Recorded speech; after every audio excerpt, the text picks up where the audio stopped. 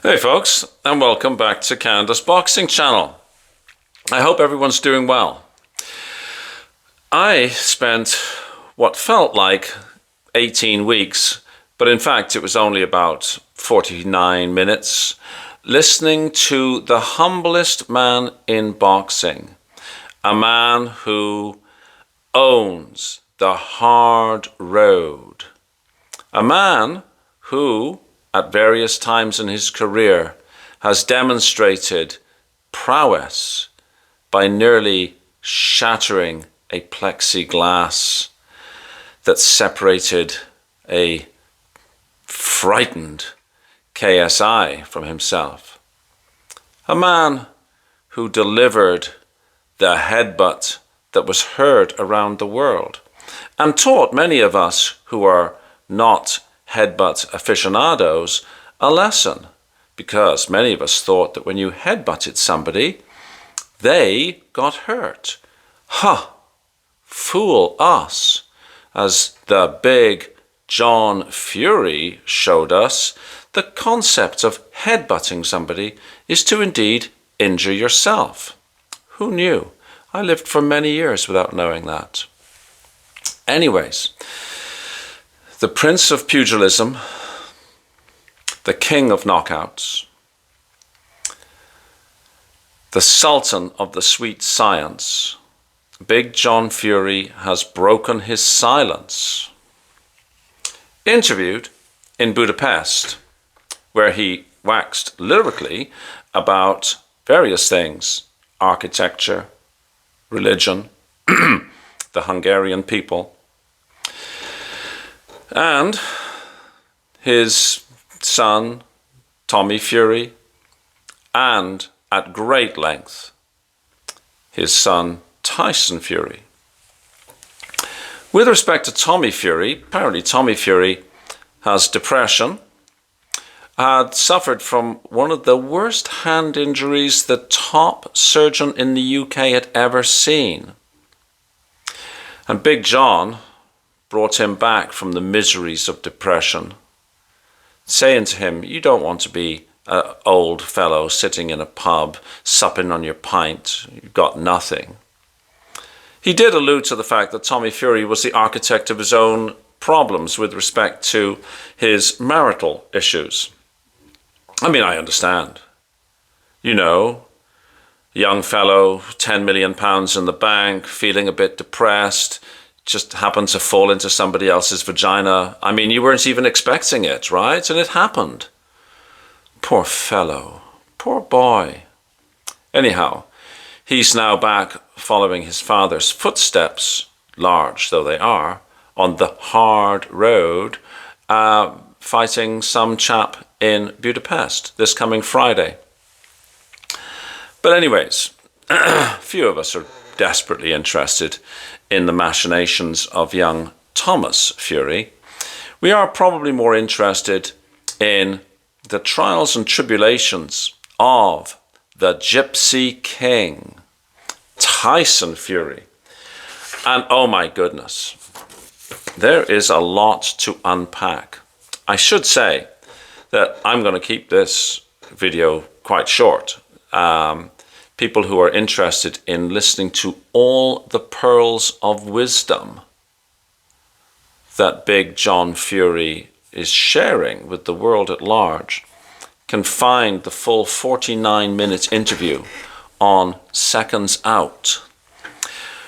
I suggest you download it, because it could be in future, you know, one of those sort of video documents that will be up there with the Gettysburg Address.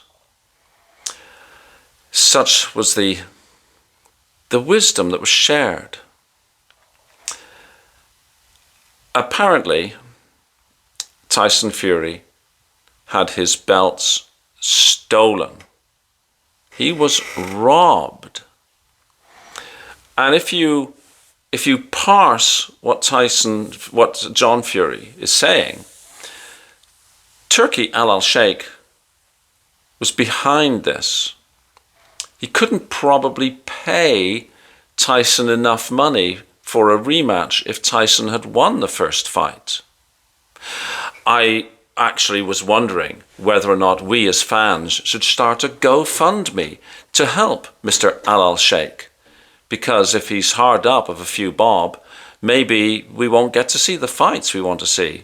I mean, because John Fury's suggesting that he wouldn't be able to afford Tyson's purse if Tyson had won the first fight. So anyway, the fix was in, and his belts were stolen from him. I think many of us thought this. Many of us, looking at the fight, especially the 9th round, could see that the fix was in. We could sense that greasy little hands were going to take the magnificent one's belts from him. Apparently, people around Tyson Fury are only in it for kudos and a few quid. Big John Fury works for free. He's a pauper, apparently. He actually uses the word pauper. Oh, to be such a pauper. I wonder, would Big John Fury be open to swapping bank balances with me? I shall have to look that up, because that level of pauperism is something to which I aspire. Big John Fury, Prince of Pugilism, let's be serious about this, also said that his son, Tyson, was surrounded by pretenders and cowboys. He also said he was knocked out in the 9th round. So, you know, it's a little bit sort of, I struggle here. It's a little bit like trying to decipher a religious text that seems to be contradictory. I think that, you know, possibly at university there will be courses taught so that we can properly interpret the words of wisdom coming from the oracle that is Big John Fury. Because he was robbed, but he was also knocked out. Anyways, it's hard to juxtapose those statements. There were too many people in Tyson Fury's corner. It was me who kept him in the fight. Apparently, people had been telling Tyson Fury to move to the left of Alexander Usyk. Big John Fury says, I am a southpaw. Nobody moves to the left of me. Yes, quite. I must remember after this video to watch Big John Fury's fights again. I particularly like the one where he was lying down. He said that the people in the corner of Tyson haven't got any fighting experience. If Sugar Hill had been any good, Emmanuel Steward would have left his whole business to him. Clearly, he had seen in Sugar Hill a lack of what Big John Fury has. Big John Fury also said that Tyson was overtrained for the first fight. He had done back-to-back camps with only a mere few weeks off between them. Poor chap. Anybody would think he was a professional athlete. Imagine asking a professional athlete to stay in training for so long. Outrageous, I say. The other thing is that Big John Fury said that Tyson Fury should have taken the fine, £10 million or dollars, I'm not sure, that was going to be imposed if he had reneged on the date for that first fight. Big John Fury said, I told him to take the fine. They wouldn't have fined him anyhow. They need Tyson Fury. He's the whole card. Nobody will ever put on shows like the Gypsy King. This new fight, Usyk and whatever that guy's name, dubious or something. Yes, it won't be anywhere near as good. They'll never sell out Wembley Stadium. Interesting that Dubois and AJ actually sold out Wembley Stadium. I didn't see Tyson there. Huh. That's the thing, when you live where I live in Canada, you're so out of the loop, right? Maybe that was AI at Wembley Stadium, you know, that made it look full when AJ and Dubois fought. Possibly. Or maybe Tyson Fury was there. Maybe the spirit of Tyson Fury was there. Big John did say he had nothing to do with the second Tyson Fury fight for personal reasons, which I'm not going to get into. Those are his words, not mine. I mean, if I knew, I would tell you. He said Sugar Hill was incapable. And they said they don't work Tyson Fury enough. Apparently, Tyson Fury has to be sort of, beaten like a rented mule or a red-haired stepchild, because apparently these pretenders and cowboys, they do not work Tyson Fury hard enough. John Fury did say he's always had a little bit of pudginess around him.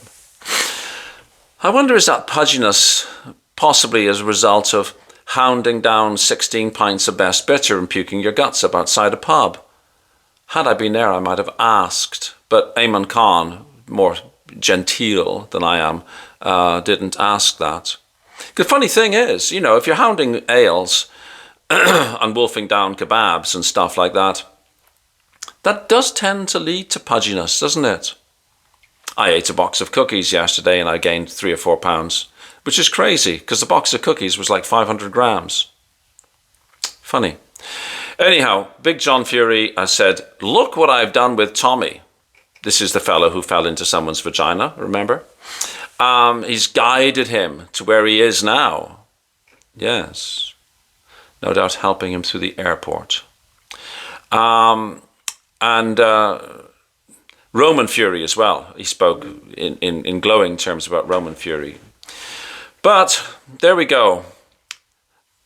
11 minutes and change. Tyson Fury had his belt stolen from him. Sugar Hill Steward is no good, incapable. Big John Fury saved the day in the first fight. Nobody can ever fill out Wembley Stadium without Tyson Fury. And Tommy Fury accidentally fell into someone's vagina. That's the takeaway. If you've liked this video, please hit like, share and subscribe.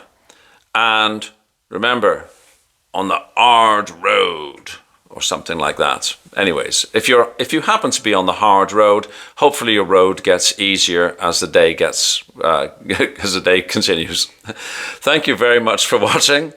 Please hit like, share and subscribe. I said that already, didn't I? And wherever you are, have a fabulous day. Thank you.